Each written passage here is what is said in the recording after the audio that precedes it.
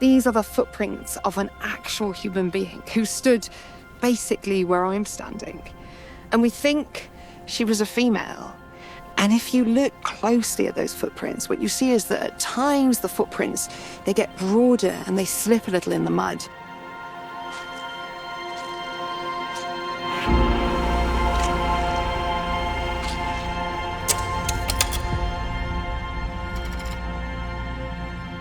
And that's because she was carrying a child, sometimes on this hip and sometimes on this hip.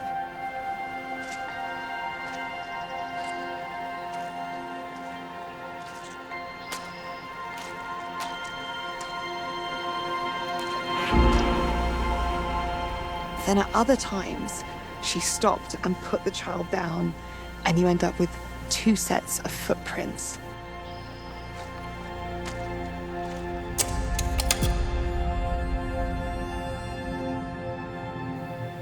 She walked for at least 1 kilometre north and then heads back south. And I just can't think of anything more human than a mother and a child walking together and a mother carrying her child. And it's interesting because this whole journey has been us tracing the footsteps of our ancient ancestors. And in a moment like this, that's actually literal.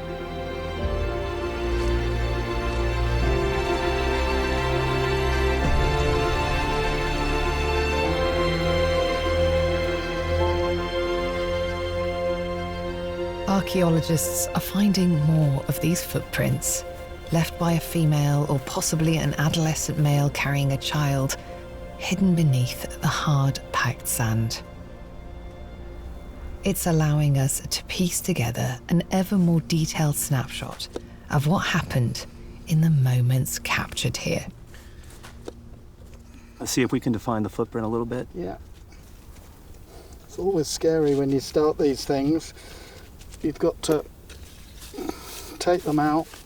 There's a subtle difference between the soil in the print. It's looser, it's a little damp, so it's going to smear a bit today, but it will come out. You see it so clearly. Okay, so you've just traced it along the... I've literally just broken the surface with the dental pick. Yeah. And then this particular example just brushes out with a little bit of encouragement. You can see the contrast between the white and the fill in there. I'm removing the sediment that's blown into the footprint. So we think she was walking quite quickly then? Yeah, she's walking at about 1.6 something like meters per second, and a comfortable normal sort of walk is about 1.3 to 1.5. So she's moving, and this surface is wet, it's slippy. We do know that this was a mission. They were on a mission, they were moving quickly at speed for whatever reason, and the footprint tells that story. Whilst the Tudors may have turned castles into playthings for the fashionable aristocracy, it would be many years before castles entirely lost their military purpose.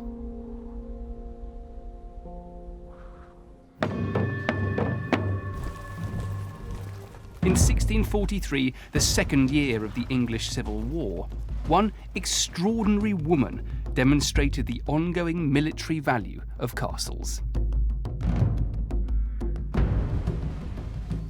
I've come to Corfe Castle in Dorset, probably my favourite castle for its wonderful setting. And it was here that one of the most extraordinary and largely untold stories of the English Civil War took place.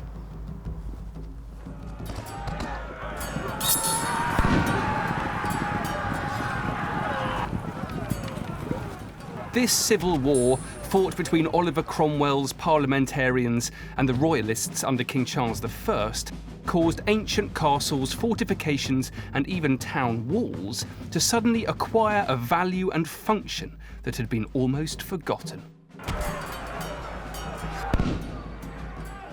And by 1643, with most of Dorset in the hands of the parliamentary forces, Corfe Castle was holding out as a royalist stronghold.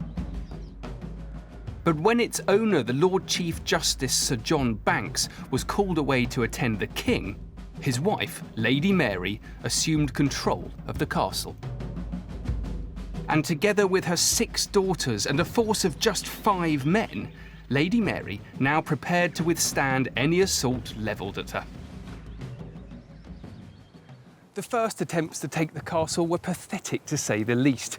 A small group of parliamentarians pretended to be a stag hunting party, but their ruse was seen through. And then another, astonishingly, pretended to be a group of tourists wanting to look around the castle.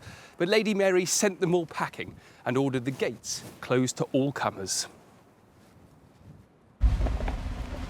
Fearing further and more serious attempts on the castle, Lady Mary stocked up on provisions and called in reinforcements.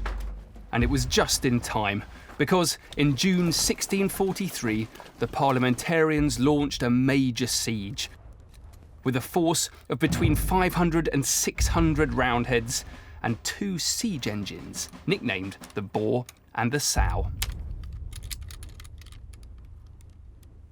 The siege ensued for 6 weeks. The parliamentarians were unable to breach the castle walls and proved easy targets for the royalist marksmen.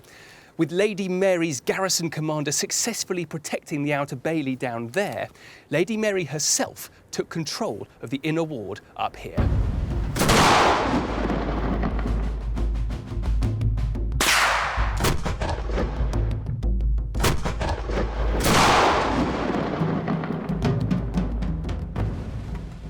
Lady Mary was clearly no pushover, and for rebuffing the siege, she gained the nickname Brave Dame Mary. For the next 2 years, Corfe Castle continued to hold out as a royalist stronghold, but Brave Dame Mary's luck would not last. One night in February 1646, under cover of darkness, a royalist officer well known to Lady Mary, called Lieutenant Colonel Pitman, arrived here at the southwest gatehouse with what appeared to be a royalist relief force. But what the welcoming garrison didn't know was that Pitman had already been captured and had turned his coat, switched sides, in order to save his life. The relief force was nothing of the sort, but really parliamentarian soldiers in disguise. By the time that they realised it was too late, Pitman and about 50 of his soldiers had been granted entry, and they set about seizing the castle. After several hours of fighting, Brave Dame Mary and her garrison surrendered. So Corfe was finally taken, but only by treachery.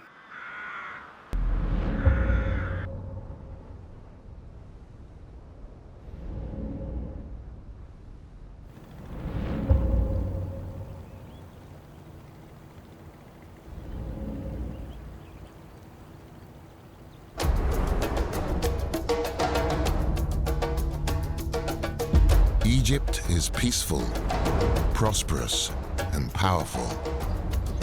Its 3 million people are happy and well-fed. But the sudden death of its pharaoh, Thutmose II, plunges this ancient power into crisis. Because the heir to the throne is only a child.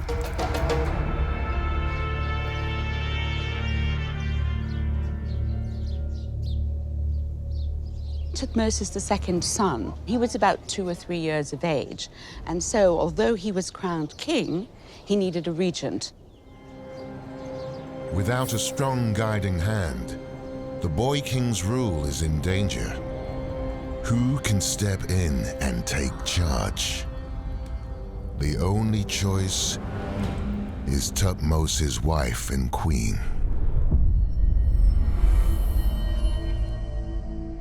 Hatshepsut was a woman of royal blood. But in terms of kingship, a king was male. So Hatshepsut being female was a little bit confusing. She needs a way to secure her reign. So Hatshepsut embarks on a radical transformation. She showed herself as a man, dressed in pharaoh's paraphernalia. There's nothing female about her. So for all the Egyptians, the pharaoh is as he should be. Just happens to be she. While these visual tricks work for some, others see her rule as dangerous and unacceptable. But Hatshepsut understands her people and knows that to succeed, she needs to make a permanent mark. And she has a plan. The ancient Egyptians were big on propaganda and imagery, and that's how they communicated what was going on. So Hatshepsut built throughout Egypt saying, I am king.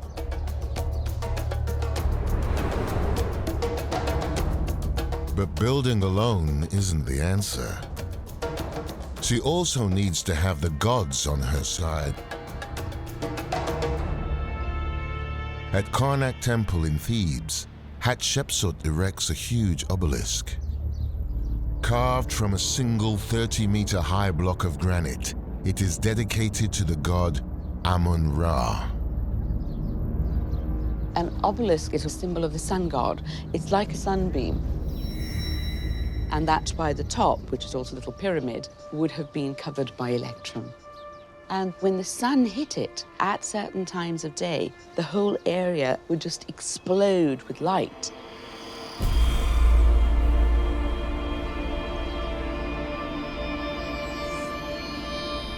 For the common Egyptians, it would look as if the gods were really present and radiating their light out. And by putting her obelisks here, it's establishing a close rapport and relationship between Hatshepsut and the god Amun, which also is a way of giving her more legitimacy. I think it was possibly here that a really important lesson was learned. Somewhere, one day, an inquisitive Euboean sat with a Phoenician and looked and listened while the Phoenician wrote out the letters of his script and described them.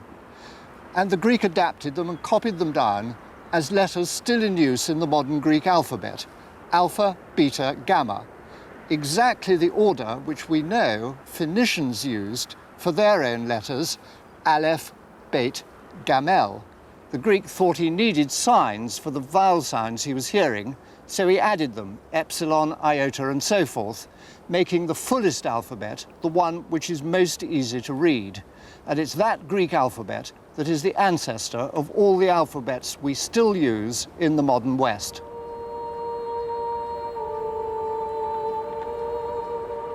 As the alphabet developed, myths could eventually become more fixed as they were written down. But during the Greek Dark Ages, they were still told orally and open to influence. On Cyprus, we can follow this happening to the story of a local fertility goddess. Like other visitors to Amathus, Euboeans encountered her shrine. Her worship here dates as far back as the 2000s BC. Through contact with visitors from the Near East, she then took on a wilder sexual identity. And then, when the Greeks arrived, she became Aphrodite. Jacqueline Karagiorgis has spent her whole life studying the transformations of the goddess of love. When the Greeks came to the island in the 12th century BC, it seems they found the Oriental goddess and they adopted her because we don't know that they had any Aphrodite in their context. So a goddess of love and sex is in fact, for the Greeks, an introduction in the early Dark Ages. Yes, and it seems that the Greeks have changed her from her sexual aspect to the aspect of a goddess of love, of beauty. Beauty is a very Greek element. You're making this Greek Aphrodite sound as though she lived in Paris. She's sexy and all the rest of it. But Jacqueline, there are said to have been prostitutes here serving the cult of the goddess, at least by Christian sources. Do you believe that? Well, Herodotus said it was a ritual in Cyprus. He says that girls had to come once in their lifetime to the temple to to offer their virginity to the goddess. And then they kept the money as their dowry, Yes, is that right? it was a way of having an income. I suppose this is why the sanctuary were so rich. And nowadays their fathers build them a house. To the west of Amathus is another place now associated with Aphrodite. It is known as the Rock of Aphrodite, and the local story is that if you swim all the way round this rock, you are blessed with eternal beauty. The beach alongside is now considered the location of Aphrodite's literal emergence. Of course, the story of Aphrodite is connected to much grander stories in heaven, Jacqueline. When Father Heaven is castrated, of course, blood and white sperm flies everywhere. And according to the Greeks, when the sperm falls down into the sea, somebody very significant is born from it, your goddess, Aphrodite. And the Greeks, when they later thought about it, tried to connect that name, Aphrodite, with their own Greek word, aphros, meaning foam or foaming white sperm. Do you think there was any historical truth in that?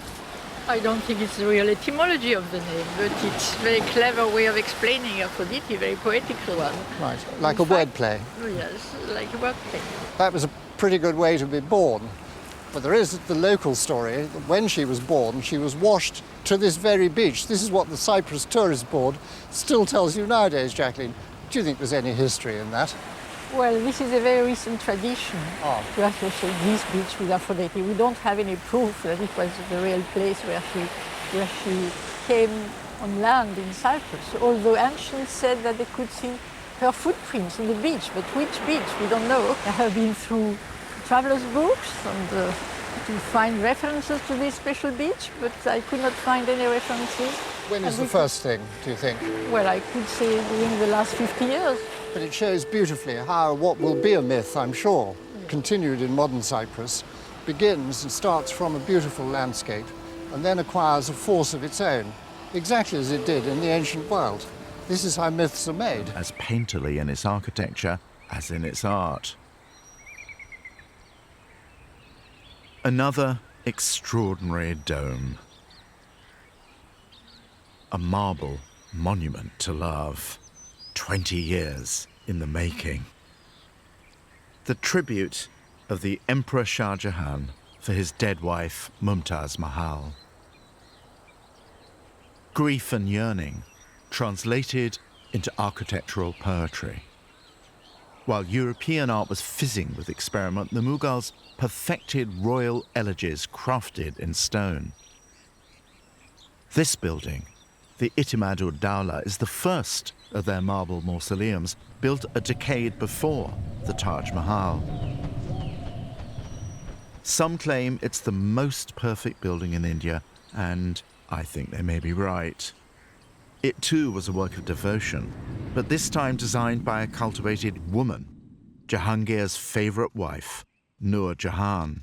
When he died, Nur Jahan built a tomb for him as handsome as any emperor's. And looking at it, you would say her creation is about as perfect as anything the hand of man can accomplish. And then you go inside and see this.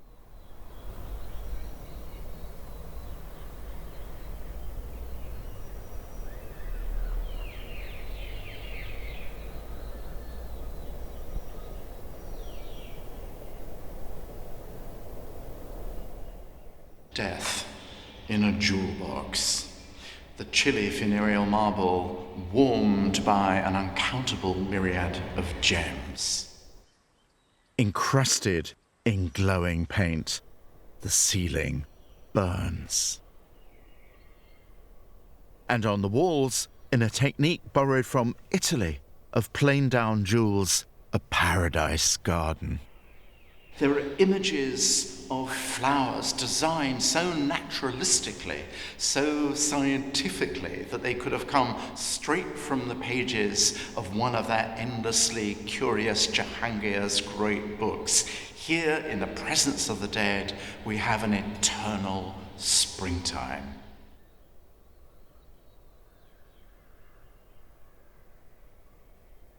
And that, perhaps, is both its glory and its limitation. The mausoleum is like a page from one of Jahangir's picture books, and like those books, it's private and contained. Every hint of the uneven roughness of life is smoothed away. It couldn't be more different from European art, with its earthy, subversive humanity, the force of individual genius coming at you. How different that is from the anonymous serenity of this royal tomb, a serenity that would all too soon be shattered. Out there, the Western hurly-burly is getting ready to make terrible mischief, to smash its way into the domed heavenly vault, to stick its bloody great brutal boots right into the Paradise Garden. It'll make an empire based on machines, money, and muskets, and then, slowly but surely, the Mughal Empire will disappear entirely inside its courtly refinement, becoming inexorably just a cultural ornament. So after centuries of extraordinary flowering, did the Eastern Renaissance simply wither away? Not quite. Because these delicate blooms and glowing jewels did survive. They reappeared in what Europeans wore on their bodies and how they decorated their homes.